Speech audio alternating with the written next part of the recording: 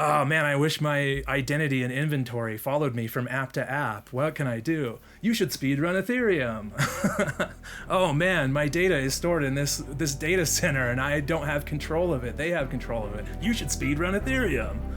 I'm working at a shitty DevOps job and my source code is closed source and my boss won't let me open source it. You should speedrun Ethereum. How's that for a call to action? Is that right? Hey, Bankless Nation. Today I'm having a conversation with a dear friend of mine, Austin Griffith. Austin is a builder of builders in the Ethereum space. He's been one of the first people that I know that just got the smart contract bug as a developer. And he's been building this very unique category of apps that are tools for builders. So Austin, like I said, Austin's a builder's builder. He enables builders to be builders, and he's been helping out build out tooling and dev environments and just structures to help people wrap their heads around what it means to build in Web3, especially when they come from a Web 2 background.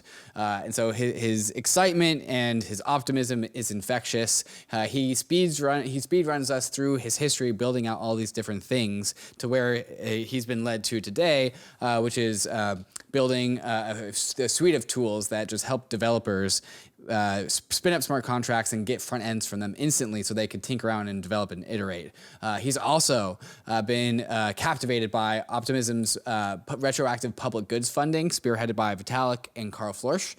So we actually spend a decent amount of time diving into Optimism's public retroactive goods funding, how it works, how it's structured, the tokens involved, how it incentivizes speculation by early investors who want to invest in a project that doesn't have funding yet, because you do have the promise of being paid for funds later, perhaps, if the thing actually works out. Anyways, we go into much more details on the show. So if you've been curious about what Optimism's retroactive public goods funding actually is, we actually go through it, because I go from knowing a little bit about it to knowing a lot about it thanks to Austin. So we're gonna go ahead and get right into the conversation with Austin Griffith right after we talk about some of these fantastic sponsors that make the show possible. The Brave browser is the user-first browser for the Web3 internet, with over 50 million monthly active users. Control your digital footprint with built-in privacy and ad blocking. Inside the Brave browser, you'll find the Brave Wallet, the first secure crypto wallet built natively inside of a Web3 crypto browser. Web3 is freedom from big tech and Wall Street, more control and better privacy. But there's a weak point in Web3,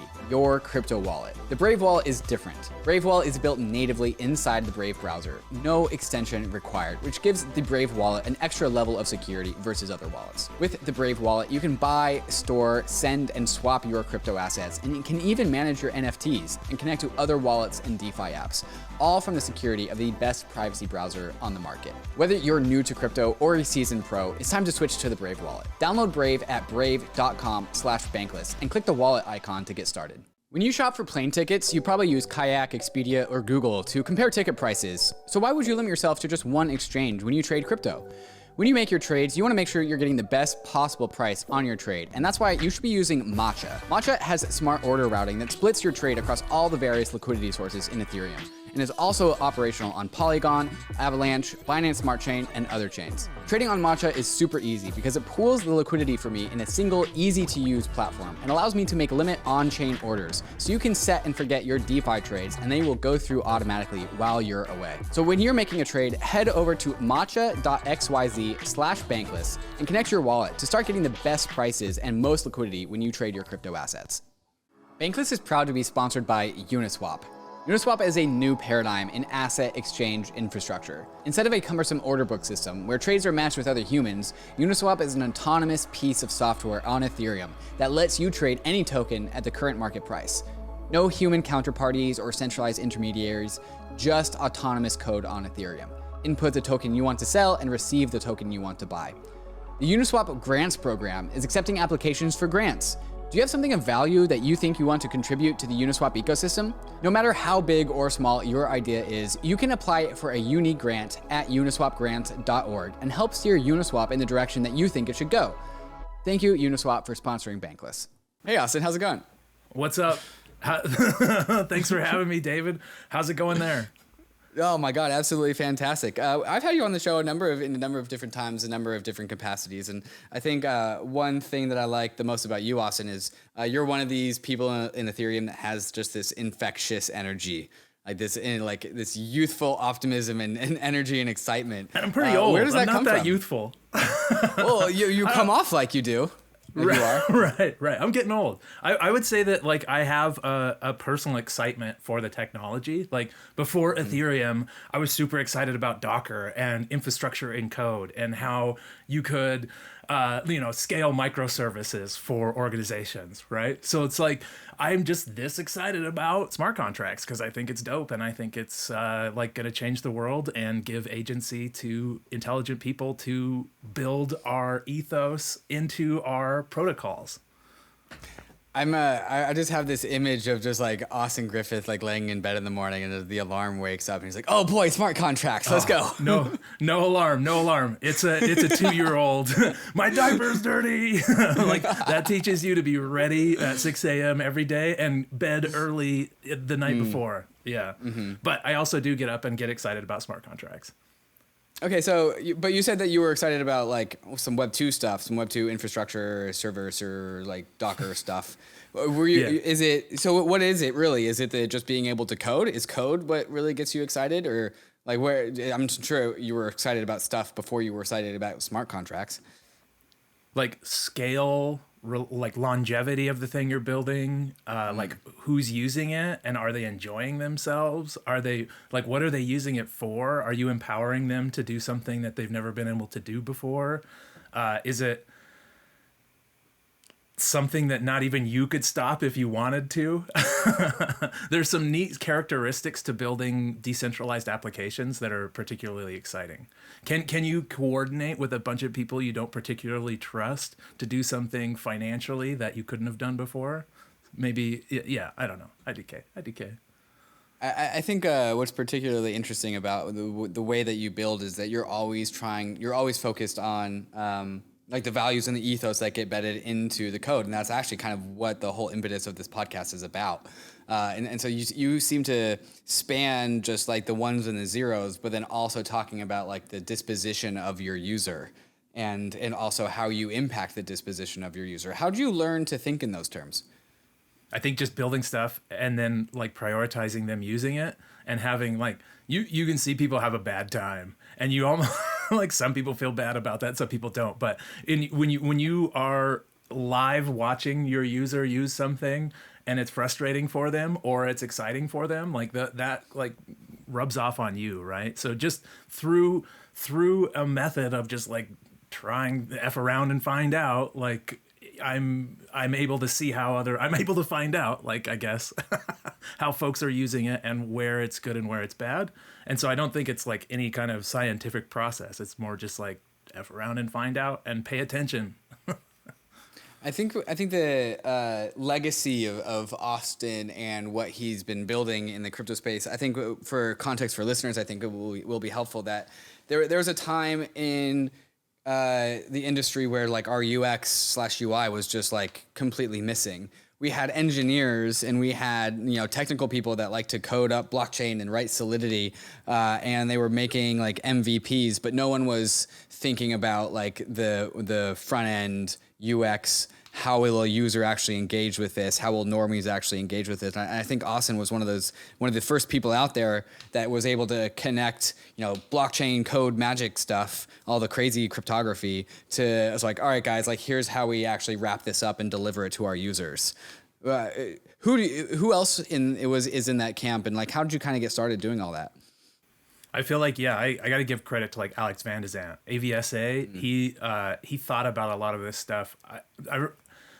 He was just borrowing some stuff from Scaffold-ETH, and I was talking with him about how to get Scaffold-ETH going, and I sent him a video that I made that's talking about the Punk wallet and how, we shouldn't be worried about 12-word seed phrases for small amounts of funding, and we should learn how to have like these signing wallets. And as I'm like sending him the video, I realized that like March 2018 or something, he was giving a talk very, very similar to this that I watched that like had a huge impact on me and how so I was basically like giving him his message back 4 years later. But a lot of it came from him, and a lot of the way he thinks about smart contract wallets versus hardware wallets, and how you should have like a session wallet. We shouldn't be sending private keys around. We should generate a new private key over here and give it access with limits. You know what I'm saying? Like setting it up. So, and then let's create another key over here that can like just do recovery. And if you did lose your 12-word seed phrase, it's not the end of the world because it's in a smart contract wallet, and you have these other like accounts in place that can have like limited ability to recover funds or spend funds at some limit or something like that. The things that like mainstream audiences absolutely have to have, right? You can't have a giant password, and if you lose a password, it's completely done and you're hosed. And that's basically how an ECDSA key pair works right now. And so like getting to the UX where a mainstream user can use it leads us to something like smart contract wallets and using these signing. And it's like stuff that he was talking about 4 years ago, but finally we're like starting to dance with mainstream audiences a little bit more. That's crazy. Yeah. There's just so few. I mean, maybe I'm naive, but there seems to be so few people that are thinking deeply about the systems that we generate with like private keys and private key recovery, and what that means for just like, we can't have global adoption under the paradigm of you can lose your private keys. And like there has to be like a universally accepted like UX solution to that. But I feel like that's just one of many UX problems that people like you and people in your category are all tackling. Austin, again, to get listeners up to speed with like who you are and what you've been up to, can you just talk about your work history in Ethereum solving various like UX issues, like various projects that you've worked on and various things that you've helped just solve UX for developers or for users or whoever? Yeah, I feel like UX, I'm only good at UX because I can like turn on my caveman brain and go through something and understand like caveman happy or caveman not, right? So I think like I'm not particularly skilled at UX. I think that the skill that I finally brought to the ecosystem that has resonated is like tool building and teaching and kind of onboarding, and that comes with a lot of UX and empathy and a lot of those other things. But I got into the space. Was deep down in Docker, was like, oh crap, smart contracts. How have I missed this? Like right around, I don't know, like summer of 2017, I started speedrunning Ethereum, learning everything I could, watching YouTubes. I built I saw that like we needed, like oracles were interesting. So it was kind of like build something to learn and maybe it'll be something. It was not something. I thought it was going to be something cool. I spent a lot of time like, months in the dark building this thing that I think is going to be really cool. And then I show up and show it off and no one cares, right? Which is a lesson in itself about like, you need to iterate in public and like try things out and have some kind of like idea about product market fit or who's going to use it or whatever. Anyways, built that, didn't work. Then I was like, what can I do really good? I'm going to build a game. I'm going to build something that no one else can build. I built Gallias, and it's like this really cool world with ERC 721s and ERC 20s, and there's crafting, and you basically have a boat, and it taught me about randomness because commit reveal is used for the boats. It taught me about like making a game on chain and how some of the weird things about like you send a transaction to put your sails up, and then the boat sails for a little while and then it stops. So you like sail on the blockchain. It's not like a typical game where you have to, WASD move around. It's more of you make a transaction and your piece starts to move. And that's kind of thinking in how we might do blockchain games. No one cared about that. But what it did create was I created a bunch of orchestration tools to make that happen. And then I showed off the orchestration tools, and those started to resonate with people. So that was like, oh, this is I'm not a game builder. I'm not a heady decentralized Oracle builder. I'm a tool builder and I'm a teacher. So I'll just lean into, I'm going to build tools. I'm going to research things like, what the heck is this meta transaction thing and how can it be used for better UX? What the heck is, what do you even call it when you put a private key in the browser and you're just clicking around and it feels like you're interfacing with an app? Some random person was like, call it a burner wallet. And so we called it a burner wallet. But it was like playing around with UX, but it was mostly about teaching and tooling and getting developers going. And that led to ETH.Build, and ETH.Build is like a sandbox, but also like a curriculum that goes around it. And then that led to Scaffold-ETH, which is like a template for building dApps quickly. It's kind of like a starter kit for Web3. And that's become kind of like a starter kit for starter kits. And I've built an incentivization layer around people creating stuff with like, if you create generic composable components that we're going to use in all these other things, I'm going to stream ETH to you and kind of like do this kind of like regenerative economics thing. And that's kind of like where I am now. Kind of, I say it's in my like third phase. I'm like the butterfly now, and I'm flapping around and I'm sending ETH to other developers. Sorry for the long-winded. That's Austin's tour of duty in Ethereum so far. No, that's fantastic, and like it's also a little bit meta because like you start very like zoomed in with oracles, very specific use case, so then you end up zoomed very, very out in like this platform. And then you get out one more layer of meta out of that, and it's, you turn into a platform for platforms. But also, there's this hilarious video that I think went viral, and I think it was you demoing Scaffold-ETH, I think, and It's you were just like ETH.Build. ETH.Build, Yeah, with ETH.Build, the yeah, and boxes ETH.Build is moving like around. Yeah, it's ETH.Build. yeah, it's like it felt like what was that old Microsoft Windows like drawing kid pics, yeah, I think. yeah, Kid yeah. pics. Yeah, whereas like Yeah. you had these little buttons on the Like side and you Super had tools Nintendo and you could even, just like like Mario Paint. Yeah. Yeah. Right. And but like and so you could just like, you know, draw. It was like a sandbox for like drawing stuff for kid friendly. And ETH.Build is like that, but for building smart contracts and like various blockchain functions like hashing algorithms or like private public keys. And so you could drag all these things and then you can make this smart contract talk to that smart contract. It's like Microsoft Paint, but for here you go. Oh, this is fantastic. Here we go. Yeah. All right. So let's build something really. There's a key pair. Yeah. So you talk about how a key pair is this thing that's basically generated, right? A key pair is just 64 random characters. And there's enough entropy in there that you can sit here and generate these key pairs for as long as you want and get new accounts.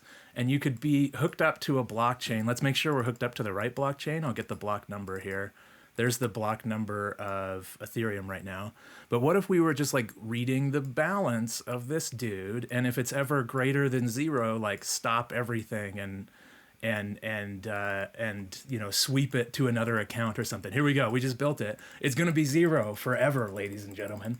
No matter how fast I do this, no matter how long I do this, as long as I get a good entropy in this private key, there's always going to be a balance of 0. And that's just one little thing you can show off with ETH.Build. Down here, I think I was doing something where I needed to deploy a Gnosis safe on many different networks. So I was like, okay, I'll take that call data and I'll plug it into Ascend. I'll unlock my MetaMask. Okay, I can do that in a little bit. And then that helps me like set up this transaction. And then when I click this, it like fired the transaction. So then I just went to my MetaMask and switched through the different networks and YOLO'd that call data to each network in a transaction. So that's ETH.Build. But check this out. Let's get in here and look at the Byzantine general problem. So there's like a whole drawer and a whole like, you can go through this like series of videos and learn more about it.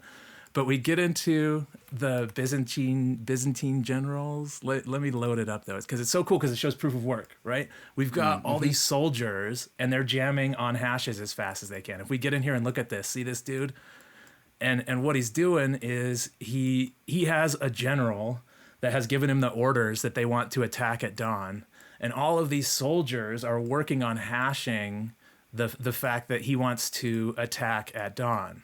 So they're all hashing on the general's orders, and every once in a while, arbitrarily long, you know, we're going for the arbitrary target of 3 zeros here. Every once in a while, a hash shows up. There we go. We see a bunch of them, right? Coming up from the lieutenants getting General Bob ready for war, basically proving that he has an army by using proof of work. So it kind of like goes through some of the concepts and teaches you, I don't know, kind of in a weird Austin caveman way too. So it's good. It's good for visual learners for sure.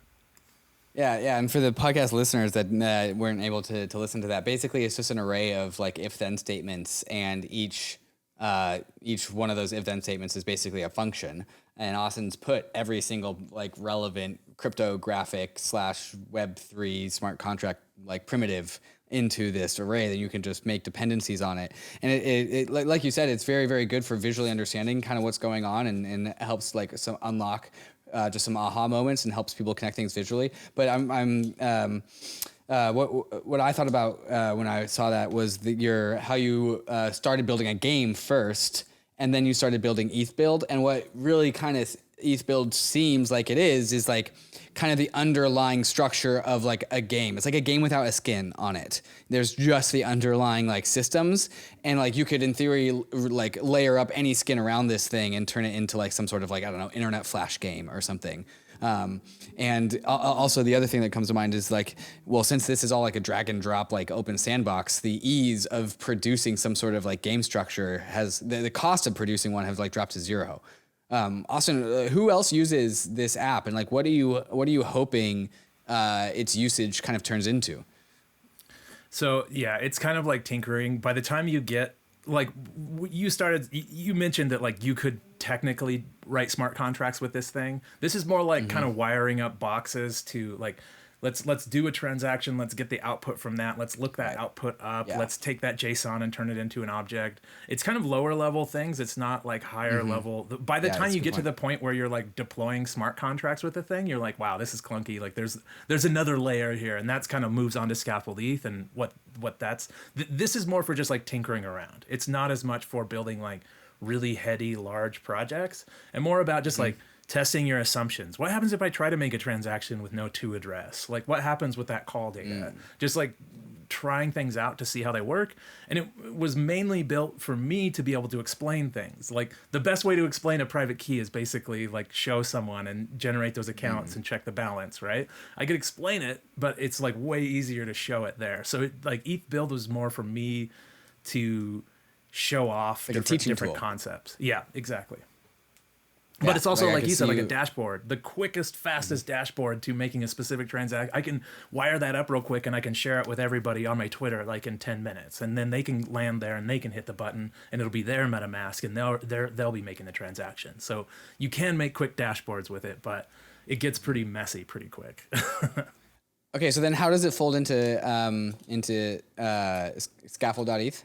Okay, so Scaffold-ETH is like a decentralized app building toolkit.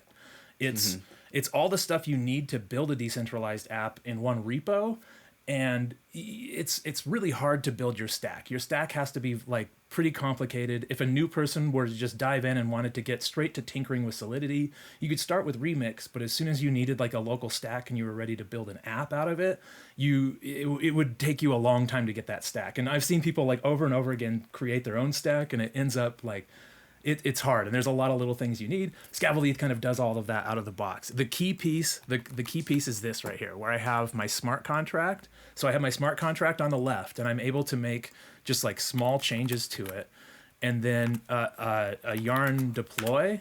So I deploy that smart contract locally, and it's going to give me like an editor over here. We're going to see this change. And so this allows a developer to tinker back and forth and try things and kind of like play with it and build on this.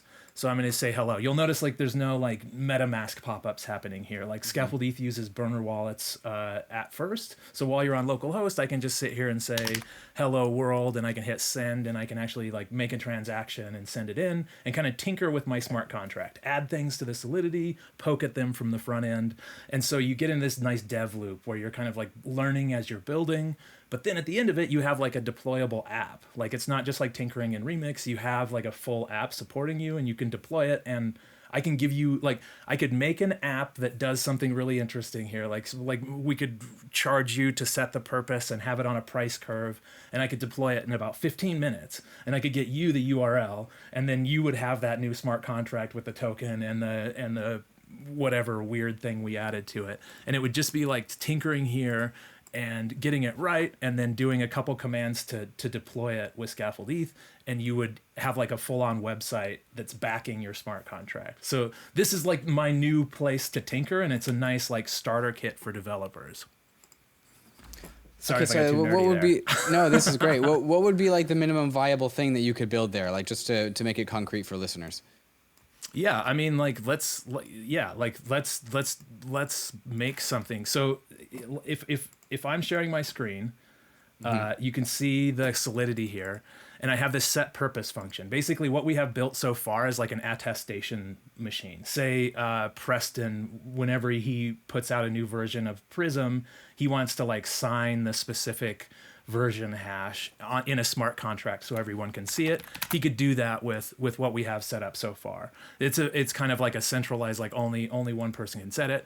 But what we could do is we could require something. Let's do this. Let's set a price. Let's make it like money based, right? So I'm gonna set up a uint 256 public price. So I'm just gonna set a price function of like it cost you 0.01 ether, right, to set the function. So I'm gonna make this function payable. And then I'm going to require that someone pays the money. So basically we just change that function from anybody can call this and it kind of just like is an attestation to anybody can call this, but they have to pay some price. Basically whatever money they send in has to be greater than or equal to the price, or we'll say not enough. There we go, not enough. Oh man. But let's go ahead and deploy that. And we can kind of iterate on it and we can test to see if it works. So we're going to make sure that they have to pay some certain price. And you'll notice that our front end is going to auto adapt here. There's a new field here. So now if someone says hello world, they need to pay 0.01 ETH. And we take it to Way here. This is like a programmer's thing. Like I force you to learn Way while you're doing this, which is kind of like weird and strange. And what is this EVM and why does it not have floating point math? And some of those intricate things that you kind of trip on, the gotchas. Hopefully they're like more obvious here. But okay, so fine. We made a thing with a price. Let's add a price curve. I think it failed. Hit that button again. What? It said you didn't have enough money. Oh yeah, I don't have enough money. So I got to go to the faucet here. Let's get some money. Okay, there we go. Now, hello if only world. It was real. If only. There we go. Now we set it. Okay, so what I want to do though, so that's cool. We basically changed the function from being anyone can be there to now you have to pay a certain amount. Then I'm going to do one other line of code and I'm going to say that the price is, after someone purchases one, the price equals price times like 101 divided by 100, basically like making it go up 1% each time. So we just made a price curve, right? Like with that little line of code. So that, I mean, like this is a superpower of Ethereum. Developers with a small amount of knowledge can write single lines of code that create new financial mechanisms. And so what I'm doing here is just like, let's make that as easy as possible for you to get to the part where you're tinkering with those mechanisms and then learn your way kind of out of the onion. And so there we go, like we've deployed. Now let's see, if I do hello world, it's going to cost me, but look, now our price went up, right? Now I need to pay that much when I say, hey, right? And if I try to say, hey, again, at that price, now it's gone up another %. This should fail and say something like not enough. We can kind of test all the different conditions. So just by like adding a couple lines of code, we've kind of like totally changed how this thing works. And you can like start to think about, well, how do we want people to use it? What behaviors do we want them to have? How can we program this thing so the financial incentives are lined up for those things to happen? And you're off to the races. I could yarn build and yarn deploy this thing and have a URL where you could then get in here and pay. Let's just work on that. Let me just do that while we're talking. Go ahead though. You go ahead. So yeah, we're buying something or paying for something that keeps going up in price, and so I don't know. This could be some sort of ticket. So in very, very basic terms, like it could be like an NFT sale. It's like a vending machine. Like, yeah, it could be anything. It's a vending machine, but like this unit goes up in price by 1% anytime somebody purchases something. And then you could just probably slap in just like, well, it goes down in price every block by this amount. And so you could slap in two mechanisms. And like, so, I mean, basically we're all talking about the power of smart contracts again. But like, I think a lot of people kind of skip over the fact that like how primitive some of this stuff can get. And like what some of these like very basic building blocks look like. This like that little price function thing here is like something we added to like moonshot bots with Owaki, like out the door. Let's put a price function on it. And instead of raising 20 grand, it raised like $2 million for public goods because that price function went up and we were able to like, people were willing to buy that. You know, we were able to price it correctly, I guess is the right way to put it. Like price it in a way that people were willing to pay for it. And it also like moved a lot of capital into public goods and into the multi-sig. So yeah, small changes make big primitives, make big changes in terms of like what you can build and how people can use it. The Gemini exchange has been my exchange of choice ever since I got into crypto. I use Gemini to both buy the dips and also manage my regular automatic monthly purchases of my preferred crypto asset. On Gemini, you'll find over 50 different cryptos, including many of the top DeFi and metaverse tokens like YFI and Axie Infinity. Using Gemini Earn, you can earn yield on your various cryptos, including 8% on the GUSD stablecoin. Gemini is available in all 50 states and more than 50 countries worldwide. So if you're looking to upgrade your crypto exchange, sign up at Gemini with gemini.com/gobankless and get $15 of Bitcoin after you trade $100 or more within the first 30 days. That's gemini.com/gobankless. Slingshot is a decentralized trading platform that combines the performance and ease of a centralized exchange with the openness and transparency of DeFi. Slingshot aggregates liquidity from all of DeFi in order to find the best price on thousands of crypto assets. Every token on Slingshot comes with a price chart and trade logs to give you insights into the market's activity in real time. Slingshot is available on Polygon, ARBITRUM, and Optimism, saving you from the high gas fees and low transaction speeds of the Ethereum L1. There are no fees to trade on Slingshot, and any positive slippage is given to the users. Trading on Slingshot is a social experience. You can even set your chat avatar to your favorite NFT, or soon a Slingshot 2099 NFT avatar. Once you bridge your assets to Polygon, ARBITRUM, or Optimism, go to app.slingshot.finance to trade and use the chat box to share your trades with others and find other tokens to ape into. ARBITRUM is an Ethereum scaling solution that's going to completely change how we use DeFi and NFTs. Over 250 projects have already deployed on ARBITRUM, and ARBITRUM's DeFi and NFT ecosystems are growing rapidly. ARBITRUM increases Ethereum speed by orders of magnitude for a fraction of the cost of the average gas fee. When interacting with ARBITRUM, you can get the performance of a centralized exchange while tapping into Ethereum's level of decentralization and security. If you're a developer who wants low gas fees and instant transactions for your users, visit developer.offchainlabs.com to get started building your application on ARBITRUM. If you're a user, keep an eye out for your favorite DeFi apps or NFT projects building on ARBITRUM. Many of your favorite apps are already live, with many more coming over soon. You can find these apps at portal.arbitrum.one, and you can bridge your assets over to ARBITRUM using bridge.arbitrum.io in order to experience DeFi and NFTs the way it was always meant to be: fast, cheap, and friction-free. So, Austin, you're one of those Colorado public goods people. That's my category for you. You, Danny Ryan, Kevin Owocki. It's a good group to be in. Yeah, can you connect some of the stuff that we've just been talking about with these primitives and public goods and public goods funding and kind of just like why are these two things relevant and connected to each other? So I can I'll even and Karl Floersch is not at all a Colorado dude, but he's kind of like a key actor here in terms of retroactive public goods funding. What would Karl be like if he was like a Colorado stoner? I think he'd be a different dude. Yeah.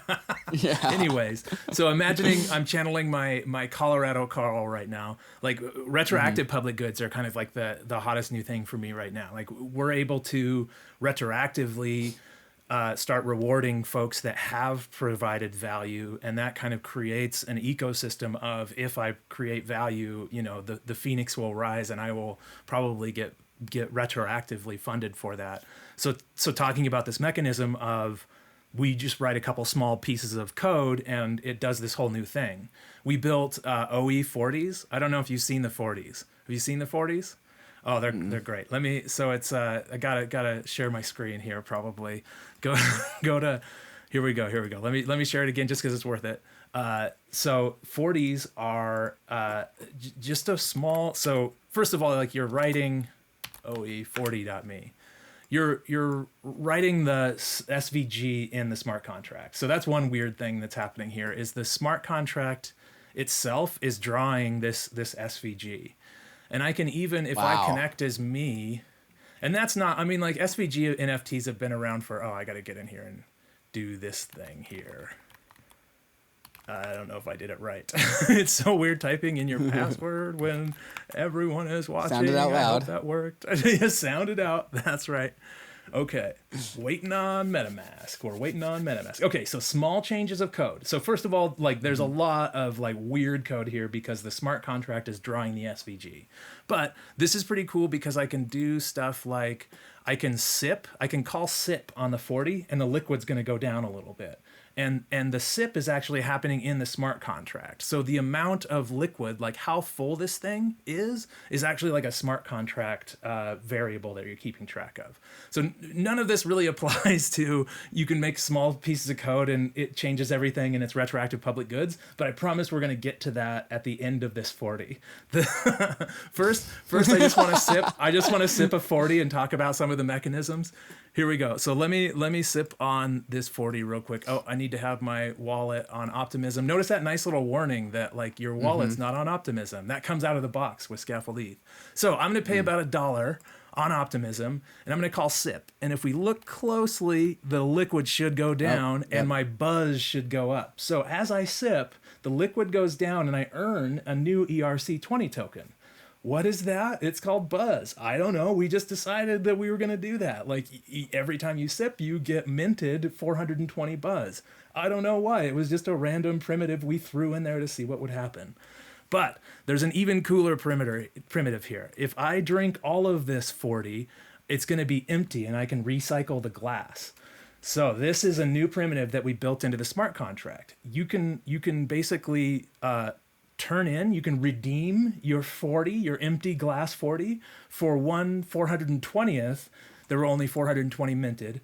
1/420th of the ETH in the contract. So the 40s contract holds some amount of ETH from all these people minting, and you can get basically your money back by recycling the glass. And that's an okay primitive. But what this has created is anyone can YOLO public goods funding to the 40 contract, not the 8-pack. It's one of these here.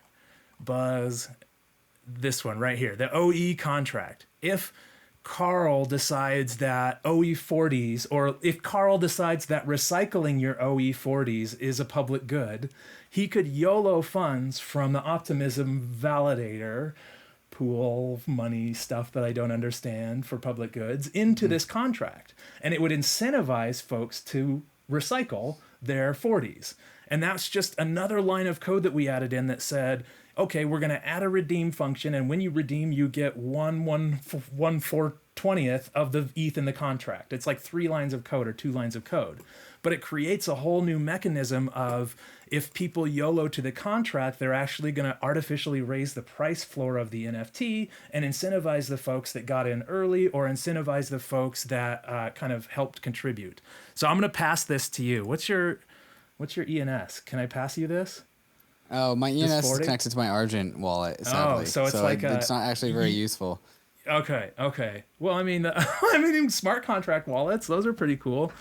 All right. Well, yeah, but it's my ENS name, yeah. Do you just need my MetaMask? Yeah, sure. Yeah. Okay. How do I pass this to you? Here. These 40s are worth. This is like a half drank 40. It can't be worth that much, but these 40s are worth like 0.2 ETH on Quixotic. There we go. Let me go find my chat. Here we go. I sent it to you in Riverside. Ooh. Yep, I see it. I got it. Here we go. All right, I'm going to send you this 40. Oh, but I'm going to wrap it first. Better wrap it. You want it to stay cold, right? Preferably, yeah. Yeah. So I'm going to send you this half-drank 40, but at least I wrapped it up. That was nice. All right, there we go. Send. Do you have any Optimism? ETH. You have to have OE ETH to sip on that. Yep. Well, someday soon. There you go. I just sent you 40 number 419. A classic. And you can sell it on Quixotic. So how does this connect to retroactive goods funding? Can we go through that explanation again? The 40 is a retroactive public goods funding NFT. Okay. We want folks in the space to be deploying their own NFTs and raising a small amount of funds to get to some milestone where the ecosystem recognizes them as a public good, and you can YOLO ETH to their NFT contract to fund the early funders that got into the contract, basically with 3 lines of solidity. If you own this NFT, you can get your cut of ETH out of the contract. So it's about getting folks in the space to deploy NFTs with this mechanism. So when we want to retroactively public goods fund them, we can just YOLO ETH to their NFT project. Does that make sense? So there's kind of like 3 participants. Well, I want to. So the actions that you did where you sipped the 40, what action does that? Yeah, oh, that that's has just nothing for to do fun. with. No. Oh, it has The nothing to do with sipping, public. the buzz, the sipping, the buzz, that's all for fun. Just saying like that, like a sip is like one function. We keep track of where the liquid is. No, I was just saying that gives you the malleability, and that's just fun playing around with crafting and NFTs. Oh, okay. That doesn't map on to the. I thought that mapped on to the structure of. No, the key retroactive public goods funding is you give the NFT or you sell the NFT to early supporters. And so so there's your core team, there's your early supporters, and then there's your retroactive public goods funders, the gods from above sort of. And so if a project wants to get to a milestone, they deploy an NFT and say, we're going to go to this milestone, and they raise a small amount of money from a small amount of early supporters. And that's it. They go do their thing. Then later on, if they did their thing well, they're recognized, and it's like, oh, we gotta give props to those early supporters. How do we do that? It's really complicated. No, it's not, because there's this mechanism in this NFT that's like really perfect. You just YOLO funds there. If you did well, we're gonna YOLO to your NFT project if it has this public goods mechanism of letting people redeem their NFT for a cut, and it allows other people to sort of if you go watch Karl's talk, he talks about how we want to have an NFT that represents your project, and you have early supporters that are in on it, and as milestones are met, we want to artificially raise the price floor of your NFT, and this mechanism allows us to do this. Every time you hit a milestone, we YOLO 5 ETH to your contract, and the price floor goes up a little bit. And so like that mechanism is hard to do if you think about, well, we have to create this price floor and we have to run bots on OpenSea that are like always bidding at the price we want. No, not at all. You write like just a couple simple lines of code in the Solidity that say you can redeem this for your cut of the ETH that's here. And that's it. Okay, so the NFT is just like, how is it different than a splitter contract that just like divvies up incoming funds? Like what additional because can you explain the difference? Because it's more than that. It is that, but it's more than that, right? It would be cool. So this is like another fork of this idea that I'd love to see is early people get in on the NFT, and then anyone can YOLO split to all of those people. That's another like cool mechanism. This one is saying you can redeem your NFT only once, and at the time that you redeem it, you get whatever cut you want. And if you redeem it at the first milestone and we go 2 more milestones, like there was money to be had there if you would have like held on to it, I guess. Okay. So there's many NFTs for a project, and you as an individual could own one of them or something, or is there one NFT? I think the goal here is we need to think of this kind of like VC funding, and we need to think of this as each project, or even each project's big set of milestones could have its own NFT. And the people that really wanted to see that project get done could be early supporters, and then the people who decide, wow, that project was very important, can be YOLO retroactive goods supporters. So each project having its own NFT. Think of it like a token launch. Think of it like an ICO, right? Your NFT launch is in effect like raising you a small amount and hopefully getting you to that milestone. And if you do well at that milestone, you'll get retroactive public goods funding. Wait, so I'm so confused if there's one single unit of an NFT, or if there's one like NFT set, like Bored Apes. Oh, okay. And it's spread out to many people. So let's say Build Guild V3 is about to come out, right? I would deploy an NFT for Build Guild V3, and I would give basically I'd give a bunch to all the people who have already supported the NFT. Like not just one NFT. I give like 10 NFTs. I give like Evan Van Ness like 5 NFTs. I give like Martin from Gnosis, who's like YOLO'd 5K to the Build Guild a couple times. I give him 5 or 6 of them, right?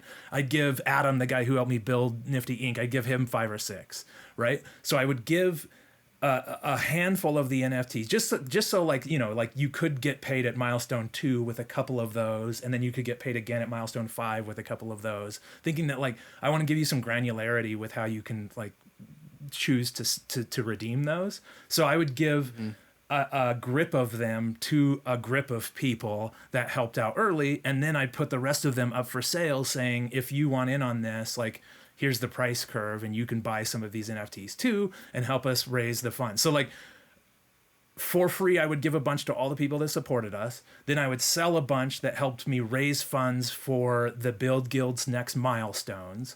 And then hopefully 6 months from now, I can say, we raised these funds for this milestone using this NFT project.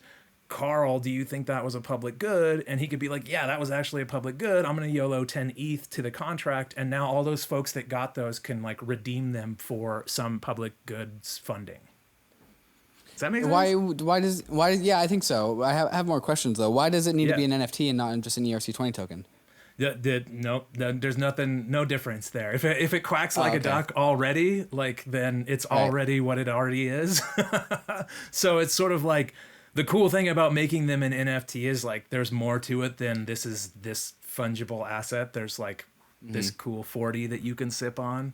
But yes, you could also just have a token sale in 2022 if that's what you're into. Right, yeah. So like that's kind of where I wanted to go next. Like how is this really all that different than just selling a token? You're giving some tokens, you're like pre-sale or, advisors or like giving them out to people that contributed. And then you're just making the token available. Why aren't you putting it on Uniswap? Because it already has that price. That's curve. what it would take, right? So if you wanted to retroactively public goods fund an ERC20 token, you would buy a grip of them and then have half of them be like you would be the liquidity provider at that point, right? If you wanted to, you could also YOLO into an ERC20. I think that like the 721 part of it is just like you can do so much more with these collectibles, and it's a little more interesting model, and doing the YOLO into the contract makes it more simple. Like basically what needs to happen here is we need to get everybody doing it. And if you had to convince everyone to do a token sale right now, or you had to convince everyone to mint an NFT right now, I think you'd have an easier time convincing groups to mint NFTs, but maybe not. Maybe I don't understand. Like I'm on the lower like builder landscape. I don't know the higher, like I don't pop up from the weeds very often. But I would say that you would have an easier time convincing Danny Ryan to release an NFT to raise funds for Protocol Guild, that would be Trent, than you could say, deploy Danny token. Like it's 2022. Right. No one wants Danny token. Right. I mean, like I want Danny token. Heart's Danny Ryan. But like most tokens I don't want, right? Okay, yeah, I take the point. Like the NFTs just have much better optics and branding. But I'm still trying to like figure out where the magic of retroactive public goods funding comes from. Because like what's the secret sauce that makes this all work? Because so far these primitives we already have.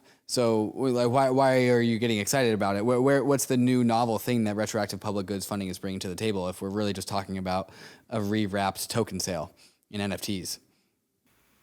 That's a good question. I think the novelty of even retroactively. So like, again, this is out of my pay grade. This is Karl and Vitalik territory here.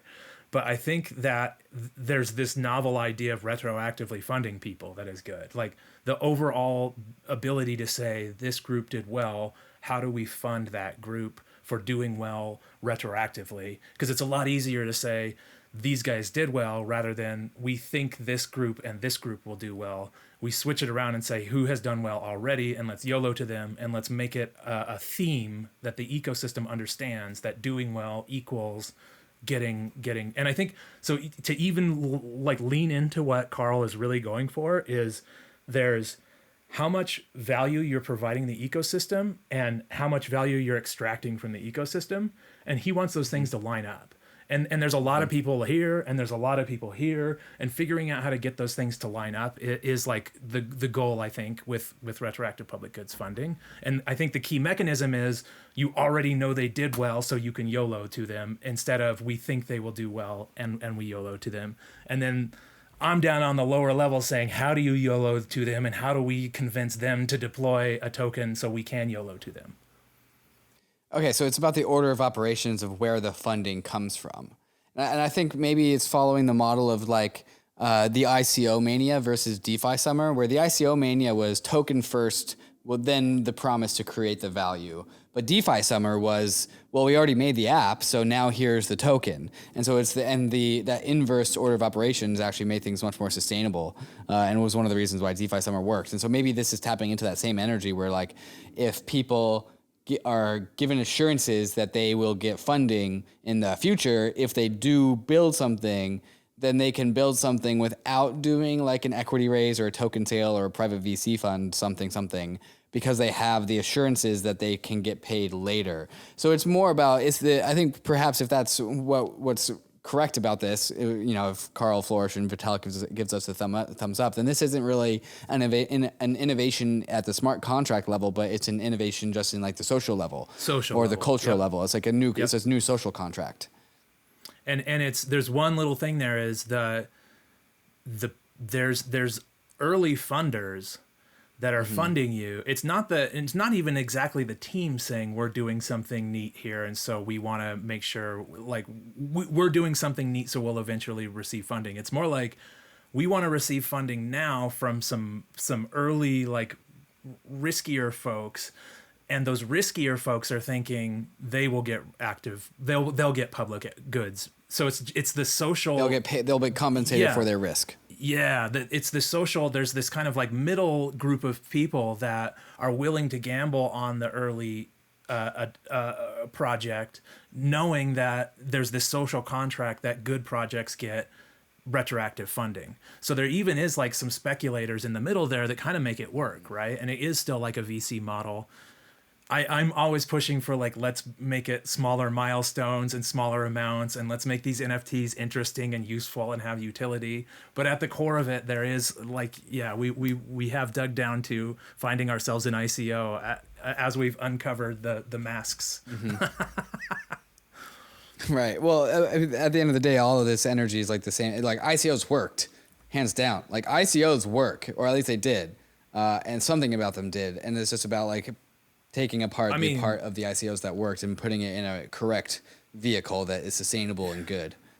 So if we could look at the top 6 ICOs and we took that amount of money and we divided it to the top 80 projects instead of the top 6 projects, I would say that the ecosystem would be way more interesting right now. I think that the ICO craze concentrated a lot of capital in certain places. And if we could have like distributed that better, I think we'd see a lot. Like you were complaining about Argent. I think Argent's dope. I use Argent all the time. But I wasn't complaining about it. I was just complaining about how I have my ENS locked in there. Competitors, right? Like if there are 4 Argent competitors and there are 4 Gnosis competitors right now, I don't think Argent was even part of the early ICO, but I'm saying there are certain projects that it would be valuable to all of us users if all of that capital wouldn't have gotten totally concentrated in Gnosis. It would have gotten concentrated on the 6 people, the 6 different groups that we're thinking about multi-sigs right now, and we had 3 decent multi-sigs right now instead of 1 decent multi-sig right now. I think the other part of retroactive public goods funding that I want to talk about is, well, it also takes a commitment of funds, right? Like somebody has to actually donate funds, and so at the end of the day, it is dependent on like donations or some form of altruism, but kind of like the Gitcoin matching pool, right? Like it actually requires somebody to actually put up money somewhere, and so like somebody actually has to.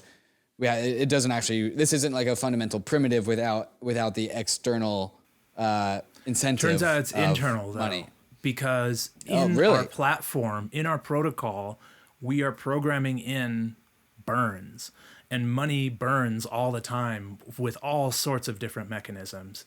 One of those mechanisms here would be the Optimism verifiers, validators, the Optimism, something that's happening within Optimism is generating like millions of dollars worth of fees, and those fees could be the burned. Sequencer for the layer 2s. The sequencer, there we go. It's not even a V word, it's an S word. Those sequencer fees are getting collected, and do they go to Optimism? No, Optimism is like, no, let's give these to public goods. Let's figure out how to like make this whole thing kind of regenerative economics thing happen. Okay, right? but that is the donation though, because Optimism, like that's the business model for layer 2s. And so what Optimism is doing is Optimism is just taking like the profit and the revenue of the layer 2 And then they are saying that they are redirecting it into retroactive public goods funding. So they are giving up profit, which is very much in alignment with Optimism's ethos. Like their what's the title of their organization? Public benefits company, public benefits corporation, rather than like a for-profit company or for-profit corporation with like many of the other layer 2 competitors are. And so where the other two layer 2 competitors are like, hey, this is our revenue, probably ultimately giving that to a token. Optimism is putting it into retroactive public goods funding, probably also to the token when it eventually comes. But maybe Optimism is taking retroactive public goods funding as a strategic bet. That's strategic bet. Yeah.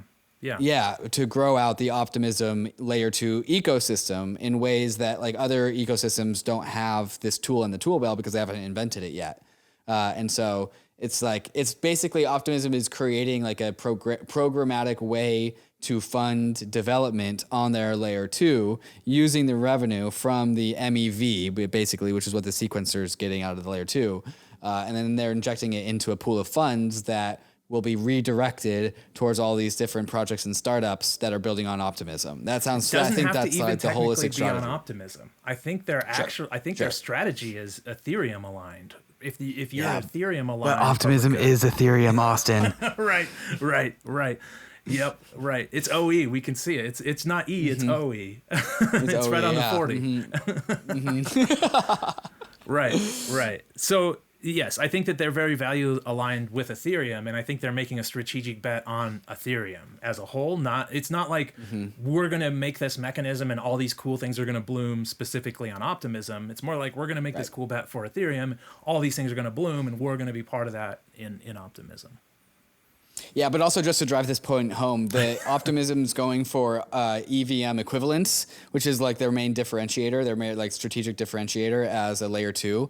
And so when Optimism builds something for Ethereum of value, Optimism itself also taps into that value that it created for Ethereum more than any other layer 2 because of how far the Optimism team has gone in attempting to make the optimistic rollup, the virtual machine that's on the optimistic rollup, basically identical to the virtual machine that's on the Ethereum L1. And so the bet is that the Optimism's flavors of Optimistic's rollups are just easier to mass produce, easier to replicate, easier to have dev tooling for, easier to deploy apps on. And so whatever value they contribute back to the Ethereum ecosystem, they actually get back towards themselves too, because they're the most aligned with the Ethereum network.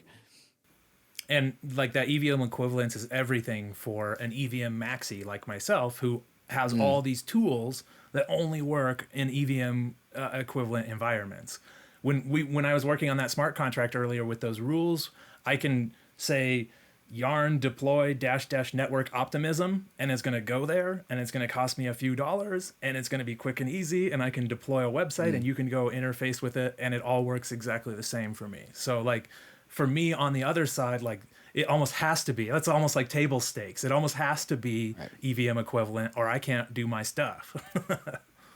Can we dive into that a little bit more? Because I've always wanted to actually learn what EVM equivalence looks like from the developer's perspective. So can you explain, can you give us like the A/B test as to like what Scaffold.ETH and ETH.Build and all that stuff would look like, as you kind of just did, under an EVM equivalent paradigm on Optimism, which is what you showed, versus an EVM compatible? Yeah, no, I don't even I have an EVM network locally and I deploy against that and make sure it works. And then I just point those two satellites at Optimism or Covan or any other EVM equivalent network, and I hit go, and it all works exactly the same. As opposed to, I think Starkware has Cairo. It has its own language that you have to learn to be able to run on it. And so that's just it's another thing that the developer has to learn to be able to just put things on that network. Now, the con of EVM equivalence is they're probably doing some shifty stuff getting it to work correct in Optimism. There was even a thing where if you burned a contract, it actually was creating the funds and going one way and keeping the funds in the address. So there was one little glitch in how it was EVM equivalent, and someone was able to find that, and they got a $2 million prize because of finding it. But there was any little difference in EVM equivalence can then be, you can extract a ton of value out of that. So there's it needs to work exactly the same, and I just need to be able to YOLO the thing, and it needs to do everything it needs to do. I don't want to learn a new language or get a new tool for this. Like it needs to just be like, it works on mainnet. I just turn it at Optimism and fire it there, and it works there. So that's why that EVM equivalence is important. Yeah. If you pointed it towards Arbitrum, how much more work would it get to make it all work on Arbitrum? I think it all works. I think I was just on with Daniel from Arbitrum yesterday because of my Punk wallet was sending. So basically I didn't change anything. I just pointed it at Arbitrum, and the sends were failing, and I couldn't figure out why. And I hollered at him, and I was like, hey, and it turns out I was hard coding 21,000 gas, which is what you would normally do on ETH. You would say, I'm just sending ETH, so I'm going to hard code 21,000. Turns out that was like 450,000 on Arbitrum because they've got to do some other stuff and stuff that's like way over my head. But I happened to be in my tool hard coding it the way I thought it was going to be, instead of like querying the network and asking it for what gas I should use. And it was throwing that error. And so I was able to go to him and say, what the hell is this? And he's like, oh, you can't do that. Like there's a couple different assumptions over here. It's going to work the same, but you can't like hard code that at 21,000. You need to like let it choose its gas naturally. So there's probably some things with gas limits that my tools might hiccup on, but those are small changes usually, and then you're off to the races deploying and using it like you would. Okay. And is that difference, that hiccup, would that be a symptom of the difference between Optimism's EVM equivalent and Arbitrum's EVM compatibility? Yeah, I would say yes. I have no idea. Okay. Yeah. I don't know the like intricate details of why it costs more gas on Arbitrum and why like how the gas structure works on Optimism. Remember, caveman brain. Well, Optimism's design philosophy has always been like reduce. Like they want to reduce as much code as possible, and so I would imagine they get gas fee benefits from that design philosophy. Austin, what do you more recently, what have you been thinking about? Like, what are you building on right now? What are you hacking on? Or was that so like biggest things right now for me are getting people to speedrun Ethereum. So developer onboarding, developer tooling, like it's a complicated thing to learn, but it's not that complicated if you have the right materials. And there's just a shitload of materials out there. There's like 400 getting started with Ethereum guides, but I would be willing to bet that retroactively we could look at folks who have gone through all the different methods, and I'm telling you, speedrun Ethereum is one of the best. So if you go to speedrunethereum.com, if you're a Web2 developer, you'll pick it up quickly. It's like the quickest, most straightforward onboarding I can create after like years of mentorship sessions and kind of figuring out what sticks and what doesn't. So speedrun Ethereum is like the first thing. Good onboarding. It's like a bunch of challenges. You have to actually write Solidity. Like it's not copy paste. You're not following, like there's a nice tutorial to follow, but there's going to be like, all right, now you got to write the staking function, go. Like, so there's stuff that you have to write. Then from there comes like build guild. And I talked earlier about Scaffold-ETH and how it's like a starter kit. Bunch of people started forking Scaffold-ETH and some of these starter kits and making new starter kits with that. And it was this really cool, like Cambrian explosion of dApps where it was like, oh yeah, like all this neat stuff is coming out of this. So I wanted to incentivize that, and that's what the Build Guild is.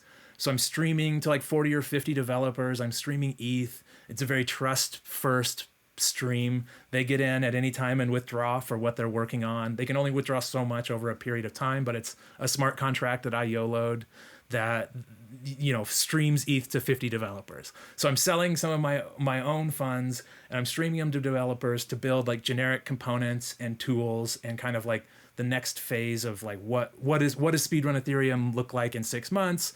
Let's have people like thinking about this and building challenges. What are people multi-sigs? Let's go. We've really rode on the multi-sigs today. So after you finish the first 3 challenges of speedrun Ethereum, I really recognized in the space that we need more forkable multi-sigs. All of these DAOs are using one multi-sig and they're mad about it. We need more multi-sigs, like let 1,000 multi-sigs blossom. And to do that, basically challenge 4 is this Telegram group that you get upgraded to if you go through all of speedrun Ethereum. So to get in there, you already have to know how to build a staking app and an NFT app and a token vendor. And once you're in there, It's a Telegram group with all of us talking through and building our own multi-sigs. So it's just like a cohort of builders building multi-sigs. And so there's like a starter kit that I started with, but then 20 or 30 people have gone through it already and made their own starter kits. So it's getting better and better. And so it's getting to the point where someone can drop in the channel, grab a repo, yarn deploy a multi-sig, and that's easy. But now it's more about let's learn how call data works. Let's learn what a multi-sig actually is. Let's build in a rage quit mechanic to this multi-sig. So trying to kind of plant seeds in the right direction. We need better multi-sigs. Let's make a multi-sig cohort and let's drive these builders in and let's make sure they have all the right tools to learn how to build that. Challenge 4 is like building a DEX. You really need to learn how to build a DEX, like a simple DEX where you keep the reserves, you learn what the LP tokens are, you learn how to write the price function. And then like SVG NFTs. And the thing to learn here is you need to build incentives in that pay you. You as the builder need to take 5% of every NFT that gets minted right here, and we're going to mint it, and I'm going to mint the first 10 because I believe in you, but everybody else is going to mint some too, and that's going to pay for you for 6 months to go build something. So there's like all these kind of like combo moves going on around Scaffold-ETH, building things, building tools, building things people will use, building educational content, and that's kind of like Build Guild V3 is sort of the social layer on top of all this stuff, where it's like, what kind of things are you building? Turn in your status. Like, I'm streaming to you. Let's make a little social network. Let's like coordinate. Let's have roundtable meetings where we talk about what the ecosystem needs. Let's have Bowtie Fridays where we show off all the weird things we're building. So kind of like a Web3 social network kind of thing happening around building and building generic components and trying to be a public good in the space. SVG NFTs are hot. I love them. I could show you some cool ones. Awesome. This is great. And I think listeners will definitely understand why I enjoy talking to you so much, because how infectious your energy is. So what's your call to action for listeners? Speedrun Ethereum, for sure. Go speedrun Ethereum.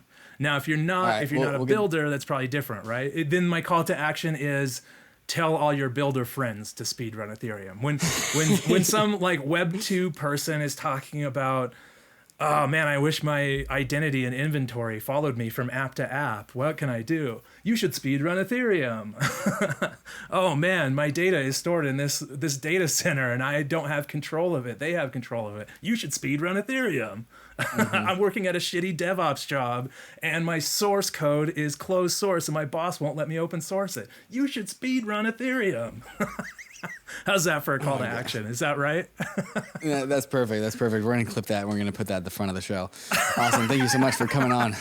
I appreciate it. Dope, man. Thanks for having me. Hey, we hope you enjoyed the video. If you did, head over to Bankless HQ right now to develop your crypto investing skills and learn how to free yourself from banks and gain your financial independence.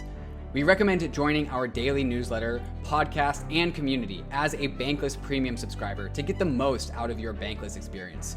You'll get access to our market analysis, our alpha leaks, and exclusive content, and even the Bankless token for airdrops, raffles, and unlocks. If you're interested in crypto, the Bankless community is where you want to be. Click the link in the description to become a Bankless Premium subscriber today. Also, don't forget to subscribe to the channel for in-depth interviews with industry leaders, Ask Me Anythings, and weekly roll-ups where we summarize the week in crypto and other fantastic content. Thanks everyone for watching and being on the journey as we build out the Bankless Nation.